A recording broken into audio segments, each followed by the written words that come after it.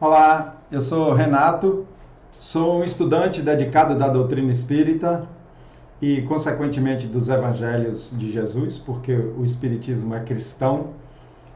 E me proponho aqui nesse vídeo conversar um pouco sobre obsessão e desobsessão.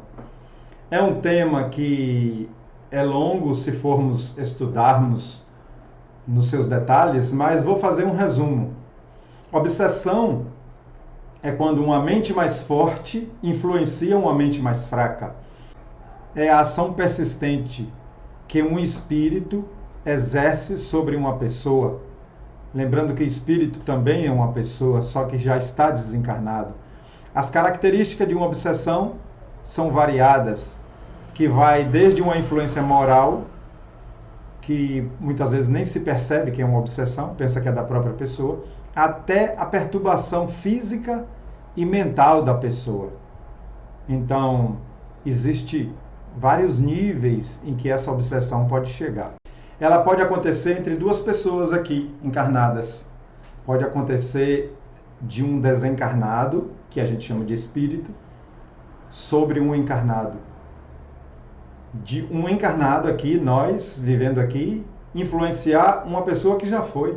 Aquelas saudades, aqueles desesperos, aquela reclamação das pessoas que já morreram, a gente acaba obsidiando eles. E também de um espírito desencarnado sobre outro desencarnado. Mas o mais comum de se buscar socorro nas casas espíritas é quando acontece a obsessão de uma pessoa que já morreu, vamos chamar assim, né? Essa palavra morte, eu não gosto de usar porque a doutrina espírita sabe que ninguém morre, mas uma pessoa que já foi sobre uma pessoa que está aqui, e a pessoa recebe toda a influência desse espírito desencarnado sobre ela. Olha, muitos problemas de saúde emocional e de saúde física têm sua causa base uma influência espiritual. Muitos problemas. É claro que prioritariamente a pessoa deve ir ao médico.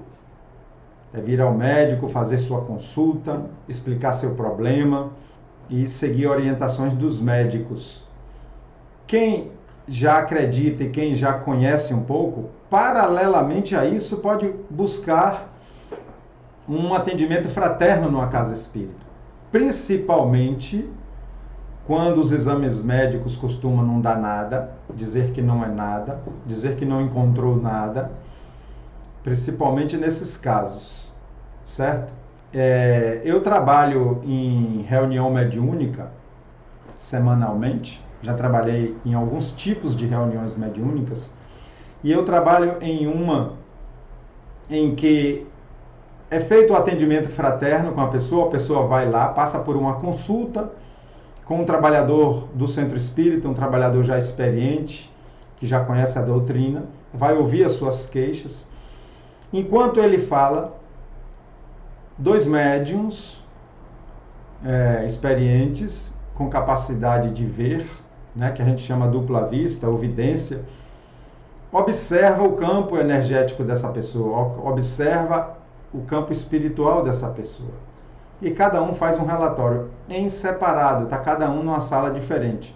Baseado nesses relatórios e baseado na entrevista, a gente decide que tipo de orientação a gente vai passar para essa pessoa.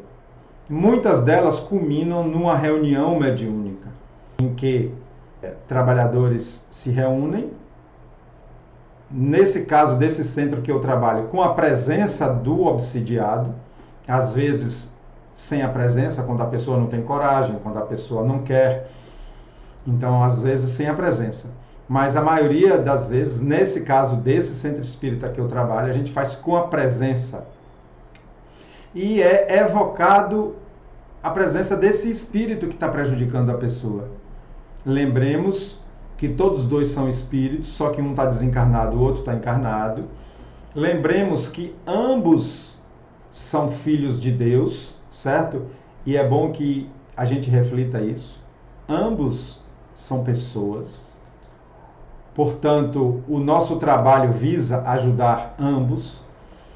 E nessa reunião, que dura geralmente entre 40 minutos a 1 hora, a gente conversa com esse desencarnado que de alguma forma está influenciando e prejudicando essa pessoa encarnada.